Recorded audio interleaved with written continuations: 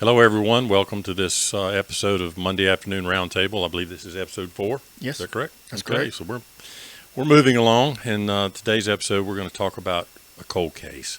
And when we started originally putting all this together, that was our idea, was to do cold cases. Unfortunately, we haven't done one yet, but this will be our first one. But this is going to be probably one of the more important ones that we do, because this, in fact, is a cold case. Just talking specifically about cold cases, what do you think the importance of us doing these cold cases? Keep the story alive, if nothing else, and the parents will agree with that. The parents of this victim that we're going to talk about today is just keeping that story going, and anything that we can learn or anything that our followers can hear and see, maybe they can use and come up with something. Maybe they heard something. Maybe they saw something on this date that may help with this case. But this particular case is unique in the fact that it's weird from the start to the finish. And what specific case are we going to talk about? We're going to talk about the Aisha Degree case. Aisha was a 9-year-old girl from Shelby, North Carolina. She lived in the Fallston area north of Shelby on NC 18. For you guys that aren't familiar with that area, it's a very rural part of the county. Cleveland County's fairly large county in North Carolina. She lived in a duplex apartment. There's 2 apartments beside one another. She lived on a side street from NC 18. It was 1 block off the main thoroughfare. And NC 18 is a 2-lane road with farms, houses on both sides. There's pastures. But it's active. It's very active. It is active. At the time, it was a cut-through road between I-85 and I-40 for a lot of the truckers to use. And that's important in this case, and we'll get to that in just a minute. But it's a busy, busy road. This case, she originally went missing on February 14, 2000. And as we all know, February 14th is Valentine's Day. There was a lot of issues and a lot of nuances with the date, actually. Aisha's parents, Harold and Aquila Degree, that was their anniversary as well, and kind of throws a little curveball into everything. But Aisha, 9 years old, she lived at home with her parents and her older brother, who's 10 years old. O'Brien is his name. He was 1 year older than Aisha. They slept in the same bedroom. It was a 2-bedroom duplex apartment. The parents slept in one room, and Aisha and O'Brien slept in the other. They had little twin beds, probably within reaching distance of one another. This particular date, let's back up a little bit. The Saturday before this, Aisha had a basketball game, and she was a star basketball player with her little team that she played with. She went to Fallston Elementary School, which is a little small rural community school there in Fallston. She was a starting guard on the team, probably the high scorer on the team as well. That particular game, Aisha fouled out. And she had to leave the game, of course, and they lost. That was their first loss of the season. And Aisha took it pretty hard. And her parents even, talked about that she cried. The coach gave them some candy because it was approaching Valentine's Day. Gave them a little bag of candy. Got their spirits back up. It's a loss, but we're all good. And she was fine after that. And then O'Brien had a game right after hers, and she stayed for that game. And they said her mood improved. And matter of fact, later on that night, she had a sleepover at one of her cousin's house. I think there was 8 or 9, 10 girls there at this sleepover. They said they had a ball. They danced and listened to music and things a 9-year-old little girl would do. And they had a typical family in that, well, it's kind of like our family. We had an extended family that was very close. Yeah. They had aunts, uncles, cousins, grandparents, mom and dad were all very interactive with each other. Right. And her paternal grandparents lived across the street from where Aisha lived. And then I think an aunt lived on down the street. They all lived right there together. A lot of them did. Aisha's father, Harold, worked a second shift job. He was a laborer at one of the plants there in Shelby, I think. Somewhere close, somewhere in that area. He worked second shift, so being up late was normal for him because he worked those odd hours. On this particular day, after the game and after the sleepover, the following day was Sunday, and Aisha was at home, and she slept most of the day, according to her mother, napped most of the day. Well, that evening, there was a terrible thunderstorm, and it's odd, North Carolina, February, especially that part of Piedmont area of North Carolina, is odd to have a thunderstorm in February. But they did. And it Probably was, once a year you have that. and I looked it up on the maps and the weather maps, and it showed a half inch of rain during that time. So it was a quick thunderstorm. And the reason I'm telling that story, there was a pretty serious motor vehicle crash near her house on NC-18, knocked all the power out. And along with the thunderstorm, I think it unnerved Aisha and her mother a little bit, and they were all in the living room because the lights were out.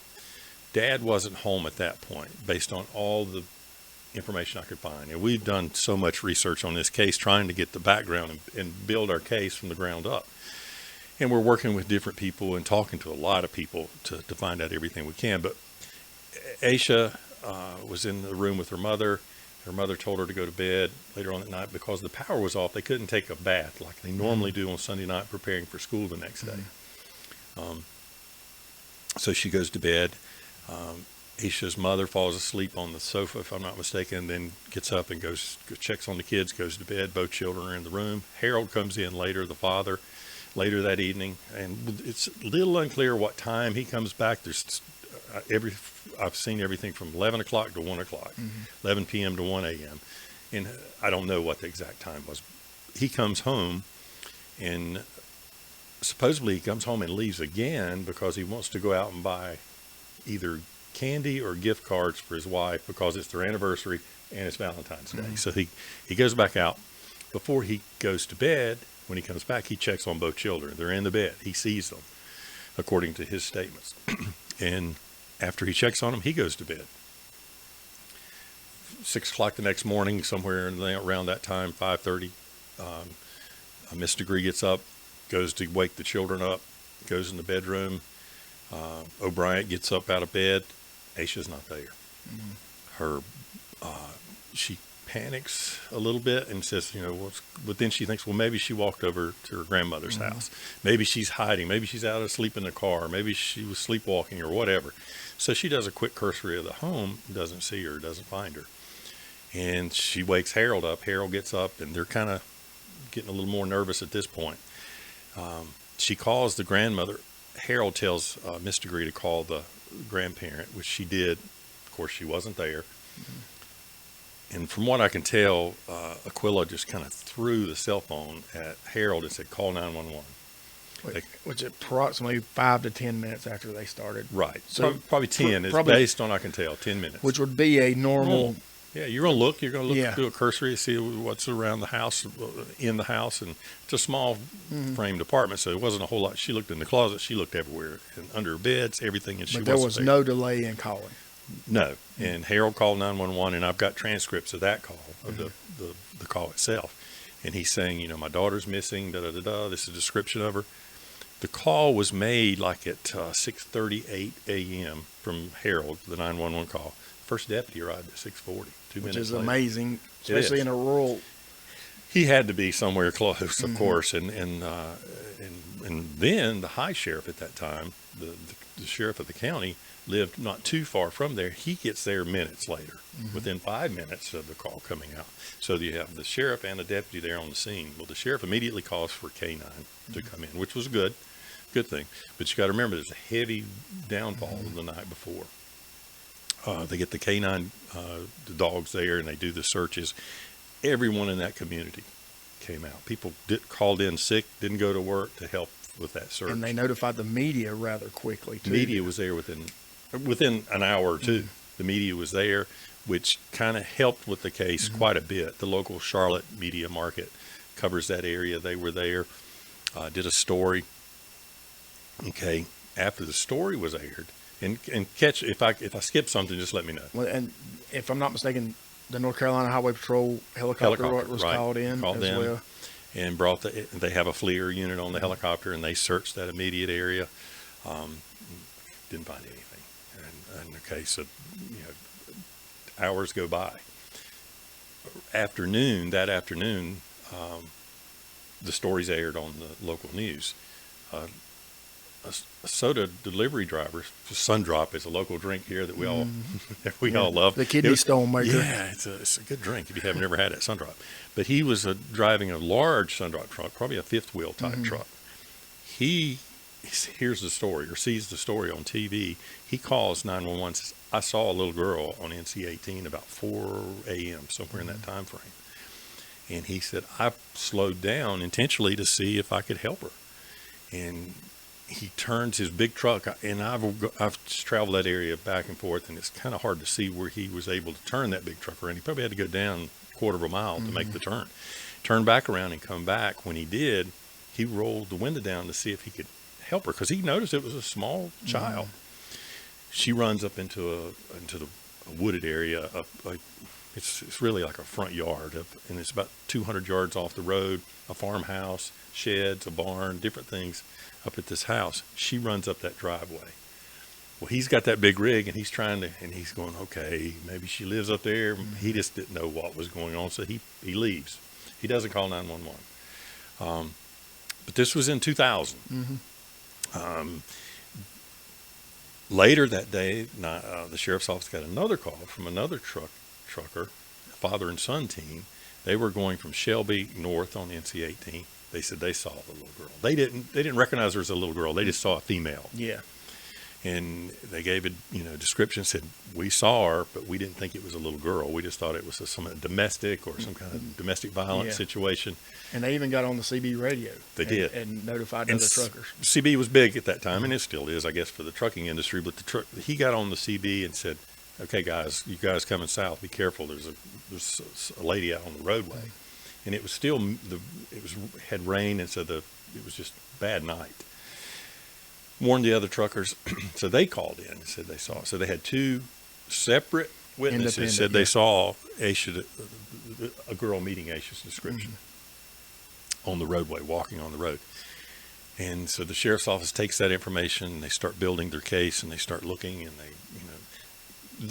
as an investigator, you as an investigator, the first people you're going to look at it, who's nearby, who's got direct contact with this individual. They wanted to see if there was forced entry into the home. There was not. And the door was locked back. It was locked. And Aisha and O'Brien were considered and we were the same way, latchkey kids, where when they got out of school, they rode home on the bus, and they had a key to the apartment. They went on in. And that was their routine because both parents worked, just as our parents did when we were growing up. So it wasn't unusual for her to come home, and so she had a key in her book bag. In the investigation, they noticed that her book bag was missing from the home with 2 sets of clothing. And what she had on, she was wearing jeans, I think, and maybe a white shirt. I can't recall exactly what she was wearing, but the mother said that's missing from her wardrobe. And she had a bow in her book bag, her mother said, and 3 photographs in her book bag. And that's important later on in the story, but so the investigation continues. A couple days, Jason, I can't remember exactly the time frame. A couple days that they had the helicopters, they had all the officers come from everywhere to come help with this search, and it was called off. The search called off, and they kind of said it's a little girl ran away. Pretty much was the reasoning. They didn't have any forced entry. There was no sign of foul play at that time. So the case was pretty much called off. And this is kind of 2 points I want to make. The first point is the initial response was excellent. Yes. But then once it kind of hit a brick wall, it kind of stalled out. There was no real follow-up.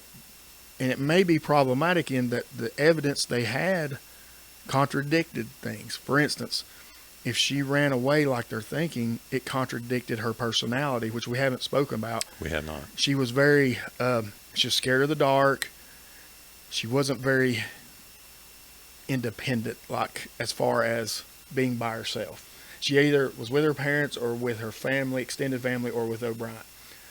And she didn't meet the criteria of a person that age that would have ran away, especially in the dark, in a thunderstorm. She just did not meet that criteria. No. But you have the witnesses that had seen somebody that met her description during that time. 2 independent witnesses, 2 separate. So you've got contradictory evidence So it does make a problem for the investigators. Right. And we're not slamming the No. investigators in this case, and what we're trying to do is just keep this case live.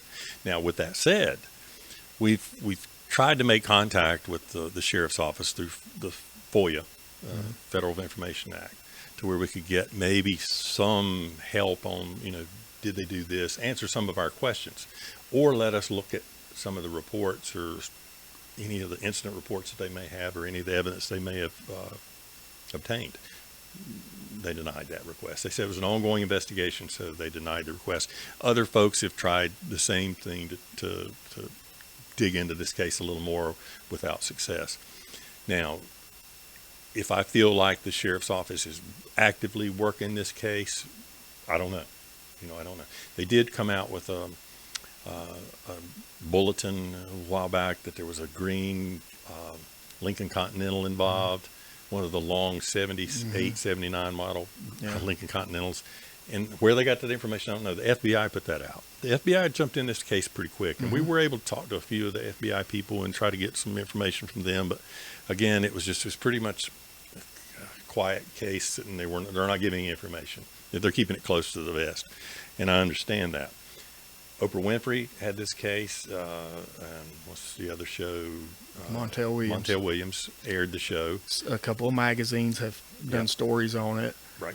There's been a ton of podcasts about this. Some really good ones too. Yeah. And then there's some that's not so good, but there's some that I've learned more from the podcast, listening to one group, especially two guys, and they did the research, and everything they pretty much said was spot on. So that's helped quite a bit. All right. The parents in, was it Jet Magazine, I believe it was, that she did Miss Degree did an article with them. And it turned a little bit into had this been the judge's daughter or the district attorney's daughter or a physician's daughter, Caucasian, and missing the same circumstances, there would have been an all-out search, all hands on deck. Everything would have been done. The search would have continued to either they found her body, or her. But that wasn't the case. And then so that there's some overtones that are connected to this case, which makes it even more interesting. Also, another issue, and this is not directed to the specific sheriffs or the sheriff's deputies, but this is just a fact. There's been 3 separate sheriffs in office since this happened. Right. Anytime you have a sheriff change, whether it's a friendly one or there's animosity, that's not even the point. You're going to have some things that change.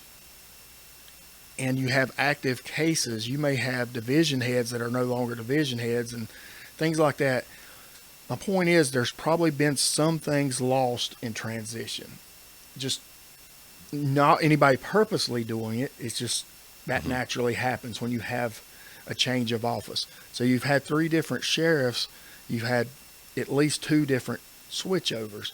And that's somewhat problematic. If I'm the outgoing sheriff and you're the new one coming in, I would be sure to say, hey, this is an important case. Here's everything we got. Now, with these 3 sheriffs, I don't think they were very friendly changeovers. I'm Probably not, based from on what I've the heard political and read. component attached to each one. And that's every county in North Carolina. The sheriffs have a lot of control. They're very powerful people in North Carolina. So when that office changes, whether it's going from Republican to Democrat to Independent, there's always that little rub. And not with saying personnel. and not saying anything purposely was done, but it may not have. It may, when you've got several other things going on, I could see this getting lost in the shuffle. And then the next sheriff say, hey, we need to work on this. Well, let's find the file. Let's start looking at it. There may be things that the previous sheriff's administration did that may not be noted, or things like that. The case file or the notes, or it didn't go in chronological order or anything. It could be problematic. And we're going to open this podcast up to anyone, whether they're a government official, the sheriff's office, from the DA's office, anyone that wants to come in and talk about this case. And I'd really like to see if Harold and Aquila may want to come in and speak with us, and that way we can kind of get a better perspective of what's going on. Because we're doing it for them. We're doing this to help keep this case alive. Go ahead. This is very important to us. The reason this case hits home with us is one, we were both active law enforcement when this happened. Two, it's relatively close to where we live and grew up and are from and currently are at. And three, we're both parents. We both have had daughters. We got daughters, and we remember when they were that age and wore their hair like she did and dressed like she did and played basketball and cheerleaded or whatever. You know, this case really hits home.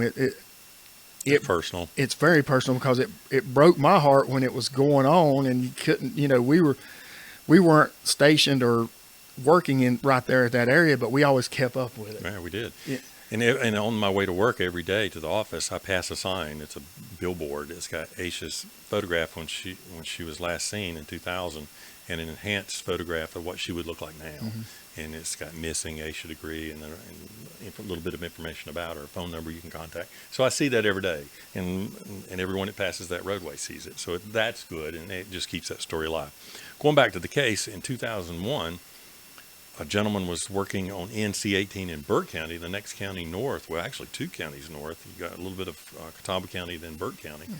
And he was doing some grading work with it looks like a bulldozer or some kind of grading equipment. And he digs up a bag. He scrapes up a black plastic trash bag. He doesn't pay it much attention. He keeps working. Well, then at the end of the day, he goes and gets that trash bag. And he's curious to see what's in it. Opens it up. It's a second trash bag. Double bag. He opens the second one, and there's a book bag. And it's got Aisha's degree's name on it. He doesn't know who Aisha Degree is. He hadn't. It's some time had passed, so he didn't know anything about it. He was counties away, and so he just takes it home with him. And he tells his wife, he said, I found a book bag while working, and he goes, got Aisha Degree. She goes, oh my God, that's the little girl missing from Cleveland County. So they automatically contact 911. The sheriff's office in Burke County comes out, and they just close that area down and do a thorough, best I can tell, an investigation to find out what was there. It's obvious that whoever was trying to dispose of the bag either threw it out the car, because there's two stories. One, it was dug up, and the other one, it was scraped up. So we don't know. I don't know for sure. I think whomever put that bag, the book bag there, put it in some trash bags and threw it out the car door. And just the days that were months and years that went by, and all the grew up overgrowth. And he was building a driveway is what he was doing. He moved some homes in there or something, and he was digging out a driveway when he found it. So that kind of opened the case back up. Again, nothing was in the book bag. There was a couple things in it, some change of clothes, but it had a T-shirt with New Kids on the Block concert. Yes, from that era. And Aisha's mother said, that's not hers. She wouldn't have had that. I don't know how that got in there, but that is her book bag. And some of the other clothes in there was hers, but that wasn't hers. Was this where the pencil was at, or was that somewhere else? I think the pencil was found. Okay. And a bow was found at the barn and I'm going to get to that next. Okay, I jumped to the gun a little bit. Yeah, I'm okay. But that's fine. And then after all this other stuff was going on, before they found the book bag, some people that own that property where I said she was last seen got to looking around one of their sheds, and they find a photograph of a little girl, a pencil, and a hair bow. That's right. Yeah. And I think the pencil or something had something about the Atlanta World's Fair. Olympics. 1996 Olympics. Right. And the mother confirmed that Aisha had that exact pencil. They had a family reunion there during that time frame or something, and she had that pencil, so that was hers. The photograph, they have no clue who the photograph. And we're going to put it on our website, some of these items that were found, but the photograph kind of looks like Aisha. Yeah, same age, hairstyle, same hair. The problem with the photograph, the only thing, it's a young African American female. The photograph's black and white. It is. And you can't tell if it's wallet size. You can't tell if it's a modern photograph or an older. It could the clothes that she's wearing could fit any era of a child that age, a girl that would typically wear that. And through our investigation, we found out a little more information about that you don't even know about that I found out this weekend. There was, and I didn't find out, but someone else did, that it could possibly be an Olin Mills photograph. Remember Olin Mills used to come to Sears? And it's big, right? Yeah. Yeah, and they'd set up a little booth or whatever, a backdrop, and they think that's where that photograph originated, was within Olin Mills Studios. And there was one in Shelby at that time. And so, but they still can't place who this little girl is, which is a big mystery. why that photograph was there. And they put it in the local newspapers, didn't they? They did. They put it in this, Charlotte Observer. you know this little girl. Yeah, but they didn't put it. They put it in like page 18. So it wasn't. And to me, that would be a front page. Thank you. And it should be. But now I'll give the news media credit now because they've come and tried to keep this story alive with different things. Anyhow, they found all these things, and it's just gotten colder and colder. There's no information been released, nothing that we found that could to enhance the case or close this case. We did put a drone up in there. You know, our company, we put a drone. We flew it 1 mile each way from where she was, from her home, and they're building a new highway through there close by. There's doing a lot of excavating. There's dirt being moved. There's bridges being built. A lot of construction work. I think there's 2 ponds near that area. My question to the sheriff is, you know, did you guys drag these ponds? I know they drug Lake Moss Lake. I'll get it right in a minute. Moss Lake, because they got information from an inmate in prison, and he was just doing it to get attention. Which is typical. Yeah, and they don't think he had anything to do with the case. Both, and let me just close out by saying that both parents have been pretty much drilled on this case, because you know it always leads back. Okay, the closest inner circle you start. What happened here? But they've looked at them up front, back, sideways, and they're saying they have no involvement in any nefarious dealings with this case. I don't know that, but this is what the sheriff's office is reporting, and everything that I can see, I found nothing to show that they're involved in any way in her disappearance. It's just one, you know, it's either a runaway and she's alive somewhere, hopefully, and that's the case. And that's what the mother thinks. She thinks that Aisha's still alive, and that's, in my heart, I hope that's true. Or she's, you know, dead somewhere. Someone's abducted her and killed her. Now, there's several individuals that live within a 2-mile radius that are in the National Sex Registry. And one lived about 20 miles away, but he committed a murder with a 7-year-old little girl, African-American girl, in Greensboro. And he wasn't arrested until 10 years later, and DNA is what took him to this case. They looked at him as a possible suspect, and I don't know anything else other than that. I guess he was ruled out.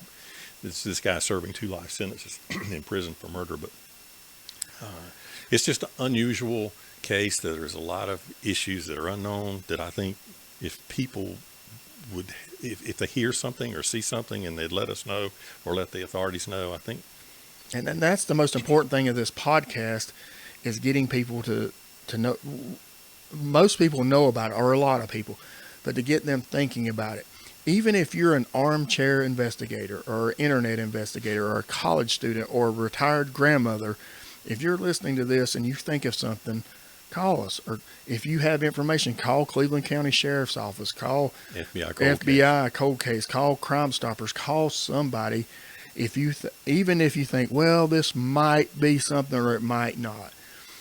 By keeping this story or this case alive, keeps more ears and eyes open, and discussion and dialogue and conversation. You know, getting people together, digging, finding, you know, researching. That's what it's all about. And that's what our main goal of these podcasts for the cold case is. And there's a lot more that goes with this case that we just don't have time to talk about right now. Which we may do future episodes. We will. And again, I've got one scheduled to speak with an official about the case, and hopefully he'll give me some insight that we can follow up and bring it to our podcast viewers and listeners. And we'll do future cases as well, not just this one. Yeah. This is the first one because it's closest to our heart. It is. And the other ones we're looking at are local for the most part, and they're just as ugly. Yeah. And hopefully we can bring some folks on with that one as well, because there's a lot of publicity on the one we're going to do next. But again, if anyone knows anything about Aisha Degree or anything that you can help, or if you're, as Jason said, if you see or hear something, contact the FBI cold case. The numbers are all on the internet. The Cleveland County Sheriff's Office, I don't have their number right here, but we'll put that on our website that they can contact. And hopefully, someday we can find little Aisha. And even if you're a novice at this, sometimes the most experienced people overlook things. They do. So fresh sets of eyes are always great. Right. I thank you for listening, and next week we'll have another cold case review, and we'll talk about that. But what we're gonna take a quick break, and then we're gonna be then we're gonna do the last call. You That's thought right. I'd already done the last call the way I'm talking, but we're gonna do the last call with Brother Tim. Yeah, I might step out on this one, but let Tim and David partake. I'm not a teetotaler. I enjoy a drink here and there, but this is primarily their expertise. Now, if we were drinking a beer or something, I might jump in on Right, that. and we'll do that too later Okay. on. But again, thank you for listening. Welcome back, everyone. We're going to do the last call. Got my brother Tim with me. Tim Munday. Monday afternoon roundtable. How you been? Last call. We're ready. Last call. Today we're going to do a little 12-year-old Kentucky straight bourbon called Knob Creek. You've had it before? Have you Nope. not? I don't think I have. It's a little pricey. Mm-hmm. $60. Yeah. Small batch, full-bodied, dark good, deep color. Spilled at Jim Beam. So we're going to try it. That was our dad's favorite drink, Jim Beam. Yep, it sure was. And we featured Dad last week on our Monday afternoon roundtable, and got a lot of good reviews from that. What is that wax? Makes a damn mess, don't it? How long have you had this thing?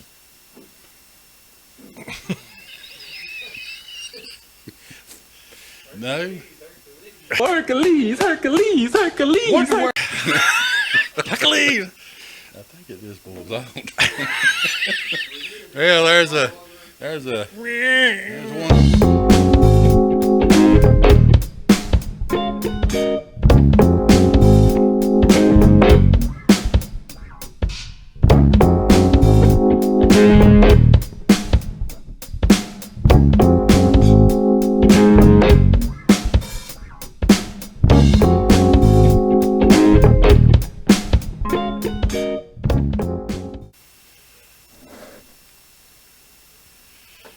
You just got to be easy with it.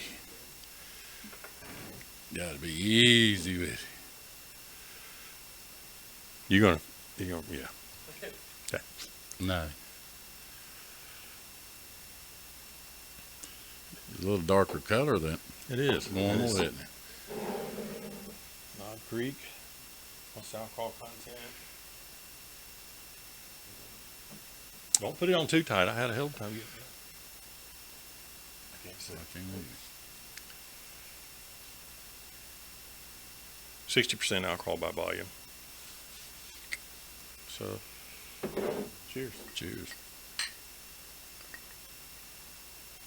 Deep smell.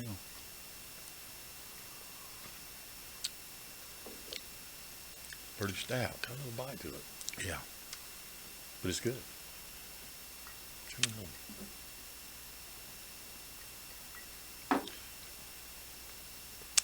Pretty stout. Yeah, I mean, that For my would be a taste. good late evening drink. After meal drink, maybe. Yeah. It's got a pretty good burn back of the throat. Be good maybe with a soda or a lime, something, a little fruit maybe. But it's not bad. Nope. What number would you give it? High 7, low 8 I'd give it about a 6. for my taste. Yeah. It's. Still, I mean, I would drink that if somebody offered it to me and enjoy it. But it's just a little harder than I like or I prefer. Yeah.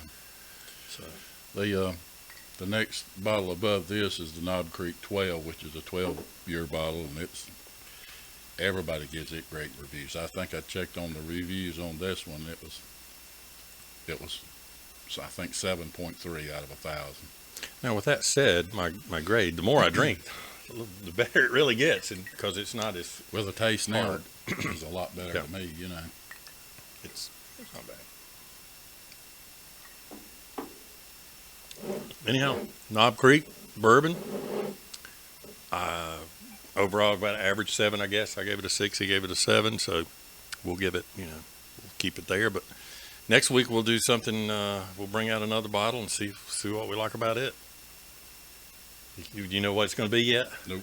Be a surprise. He always surprised me. He's got some good stuff back there, so I just show up. And we're gonna do some beer and some different things for Jason and let him join us sometime. And Now, I can't do a craft beer. I can't do it. why not? I just can't do it. I'm sorry. Are you scared? No, I don't like it. I don't. None of it. If you're scared, tell us. I'm scared. Little craft beer. Now, and this area is known for craft Mhm. beers. North Carolina has just grown with the craft beer industry, and that's a good thing. Matter of fact, there's some individuals from the local area that were instrumental in getting the alcohol volume increased in North Carolina Mhm. from what was 3.8 or 3.5 for the longest time was the max it could be for a malt beverage, and they got that changed. Now we have Correct. craft brews. Back in our younger days, we had to get the truck drivers to bring us Coors beer. Yeah, you sure did. And when they would go out west, Go bring out it west and bring back the original Coors. Couldn't be sold in North Carolina. It was too And I still high don't- in I alcohol content. Still don't like Coors beer. But that was why people drank it, because it had such a higher. We'd have to drink a 6-pack to even get a buzz. Correct. That's back when we were young. But again, Knob Creek, thanks for joining us. Last call. Till next time, thank you.